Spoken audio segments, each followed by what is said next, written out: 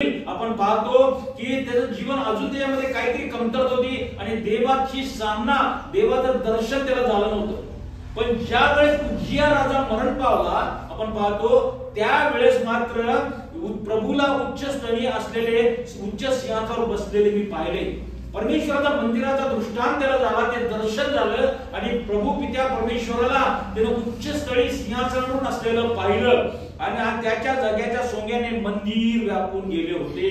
पुढे पाहतो की त्याच्या भोवताली सराफीम उभे होते, त्या प्रत्येकाला 6-6 पंख होते, दोहोंनी ते आपले तोंड झाकी, दोहोंनी आपले पाय झाकी व दोन्ही उडे व त्या आळीपाळीने उच्च स्वराने म्हणत पवित्र पवित्र पवित्र सेनाधीश परमेश्वर, अखिल पृथ्वीचा समृद्धी त्याचे वैभव होय. अशा अतिशय विहंगम अतिशय अद्भुत असं दृश्य त्या यशया संदेशाला त्या दृष्टांताद्वारे परमेश्वराने दाखवलेलं आहे. स्वतः परमेश्वराने त्याला दर्शन दिलेलं आहे आणि त्या मंदिरामध्ये परमेश्वर उच्च स्थळी सिंहासनावर असं बसलेला त्यानं पाहिलेलं आहे. संपूर्ण मंदिर त्या परमेश्वराच्या तेजाने भरून गेलं होतं आणि त्या ठिकाणी ते सराफ जे देवदूत होते, जे सराफीम जे परमेश्वराच्या अतिशय जवळ येऊन परमेश्वराचं तेज ते झाकणारे, परमेश्वराच्या समोर ते स्तुती आराधना करणारे जे सराफीम अग्निदूत ज्याला म्हणतो आपण, ते त्या ठिकाणी पवित्र पवित्र पवित्र सेनाधीश परमेश्वर अशा प्रकारे ते परमेश्वराचं गौरव करतात. सतत ते पवित्र पवित्र पवित्र असं म्हणतो.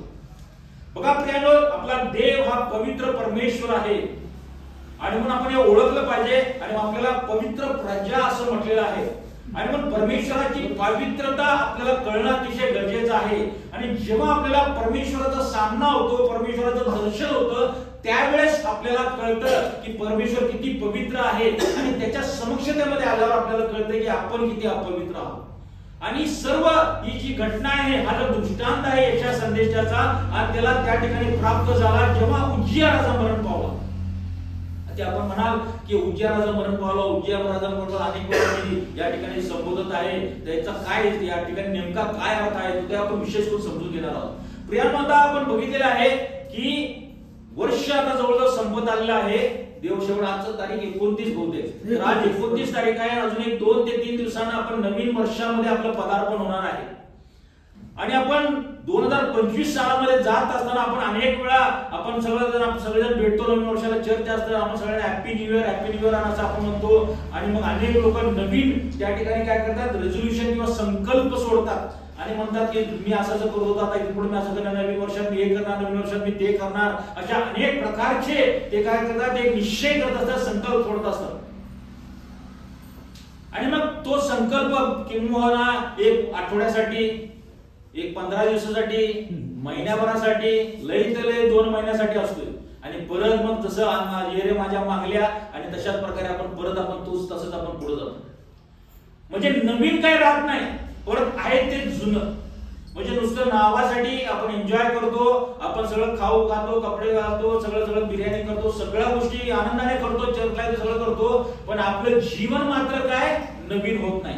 आपलं ते 2024 मध्ये जीवन असते, तशाच प्रकारचं जीवन 2025 मध्ये किंवा त्याहून अधिक खालच्या पातळीचं जीवन आपण जगण्यासाठी आपण त्या ठिकाणी आपण जीवन जगतो. पण प्रियानो, ही गोष्ट हे जे परमेश्वराच्या वचनानं आपल्याला जे आज परमेश्वर आपल्याशी बोलणार त्याकडे विशेष आपण लक्षपूर्वक ऐकूया आणि कुठल्या प्रकारचा अडचण येणार नाही तुमच्या या ऐकण्यामध्ये. परमेश्वराच्या वचन यासाठी आपण विशेष काळजी घेऊया. अरे आपण पाहतो की उज्जिया राजा मरण पावला. बघा, उज्जिया हा राजा होता, महासमर्थवान राजा होता तेव्हा यहूदाच्या प्रदेशामध्ये, यहूदाच्या राज्यामध्ये. आणि ज्यावेळेस तो मरण पावला त्यावेळेस मात्र यशाला दृष्टांत झाला. मग याचा काय हा संबंध आहे ते आपण विशेष करून समजून घेणार आहोत. आणि मग यशया संदेशाला दृष्टांत झाला त्यावेळी उज्जिया राजा मरण पावला. मग हा उज्जिया कोण आहे याविषयी जरा आपण थोडंसं आपण त्याकडे आपण